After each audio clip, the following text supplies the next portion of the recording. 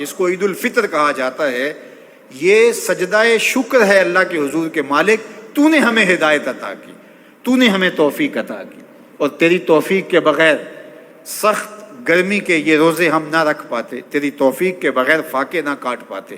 یہ تیرے ہی کرم سے، تیری ہی دی ہوئی توفیق سے ہمیں صبر نصیب ہوا۔ الصوم نصف الصبر، روزہ آدھا صبر ہے۔ تو جس نے توفیق دی، اب اسی کا شکریہ ادا کرنے کے لیے ہم کھلے میدان میں، ہم مرکز میں، ہم مسجد میں، ہم مختلف جگہوں پہ جمع ہوتے ہیں اور جمع ہو کے اس بات کا اعلان کرتے ہیں، مالک میری توفیق بھی تیرے کرم کا صدقہ، یہ قدم اٹھتے نہیں اٹھائے جاتے ہیں۔ تو نے توفیق دی تو روزے رکھے گئے، تو نے توفیق دی تو گنتی کے دن پورے ہوئے، تو نے توفیق دی تو مالک تیرے ہی حضور حاضر ہوئے، اور یہ تیرا ہی کرم ہے اور تیری ہی کرم نوازیوں کے رنگ ہیں۔ حضرت معاذ بن جبل رضی اللہ تعالیٰ عنہ فرماتے ہیں کہ ایک دن حضور نے میرا ہاتھ پکڑا اور ہاتھ پکڑ کے فرمایا، اے معاذ واللہ انی لاحبک، اللہ کی قسم میں تجھ سے پیار کرتا ہوں۔ پھر دوبارہ فرمایا، واللہ انی لاحبک، اے معاذ میں اللہ کی قسم تم سے پیار کرتا ہوں۔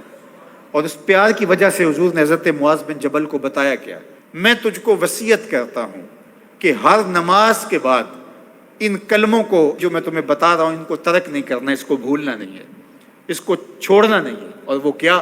اللہم اعنی علی ذکرک و شکرک و حسن عبادتک، اے اللہ مجھے توفیق دے اپنی عبادت کی، مجھے توفیق دے اپنے ذکر کی، مجھے توفیق دے اپنا شکر ادا کرنے کی۔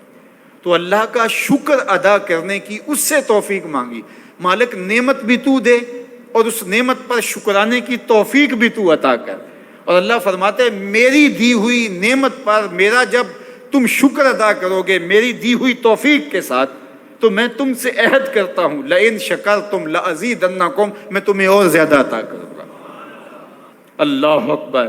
شکریہ سے نعمت میں اضافہ ہوتا ہے، نعمت میں برکت ہوتی ہے۔ ایک دوسرے مقام پہ کتنی خوبصورت بات ارشاد کی، ما یفعل اللہ بعذابکم ان شکرتم و آمنتم، اللہ فرماتا ہے کہ وہ تمہیں عذاب دے کے کیا کرے گا اگر تم شکریہ ادا کرو اور ایمان لاؤ۔ اللہ کی چاہت نہیں ہے کہ تجھے جہنم کی بھڑکتی ہوئی آگ میں ڈالے، جو آگ تمہاری ہڈیاں توڑ کے رکھ دے، تمہارا گوشت جلا کے رکھ دے اور تم وہاں ذلت سہو، یہ تمہارے رب کی منشا نہیں ہے۔ وہ یہ چاہتا ہے کہ تمہیں جنت کی بہاریں نصیب فرمائے۔ یہ تمہارا عمل ہے کہ تم عذابوں کو خرید رہے ہو، تم عذابوں میں چھلانگے لگا رہے ہو۔ اس کی مرضی کیا ہے، اس کی رضا کیا ہے کہ تم شکر ادا کرو اور اس پر ایمان لاؤ، تو وہ تمہارے گناہ بھی معاف کرتے، تمہارے درجے بھی بلند فرماتے۔ بلکہ ایک دوسرے موقع پہ اللہ تعالیٰ نے قرآن مجید میں ارشاد فرمایا کہ تم جہنم کے گھڑے میں گرنے والے تھے، ایک جنبش پا کی دیر تھی کہ تم ایندھن بن جاتے۔ کہا کہ میری نعمت کا شکر ادا کرو کہ جس نعمت نے، اس نعمت سے مراد محمد عربی صلی اللہ علیہ وسلم، تمہیں جہنم سے نکال کے جنت کی راہوں پہ ڈال دیا۔ تو ہمارا رب ہمیں بخشنا چاہتا ہے، ہمارا رب ہماری مغفرت کرنا چاہتا ہے، ہمارے گناہوں کو معاف کرنا چاہتا ہے۔ رحمت رب بہانہ می جوید، اس کی رحمتیں بہانہ تلاش کرتی ہیں، اور بندوں کو بخشنا اسے بڑا پسند ہے۔ تو وہ کتنا کریم ہے، کتنا کریم ہے، کتنا کرم فرمانے والا ہے، کتنا رحیم ہے بندوں پر۔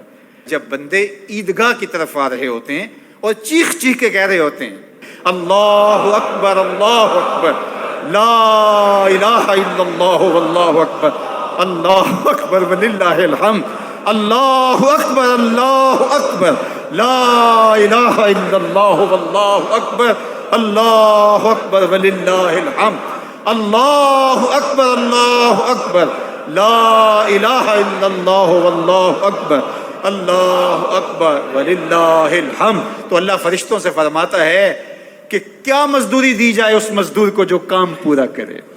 تو وہ کہتے ہیں مالک اجر تو پورا ہی ملنا چاہیے۔ تو فرمایا یہ چیز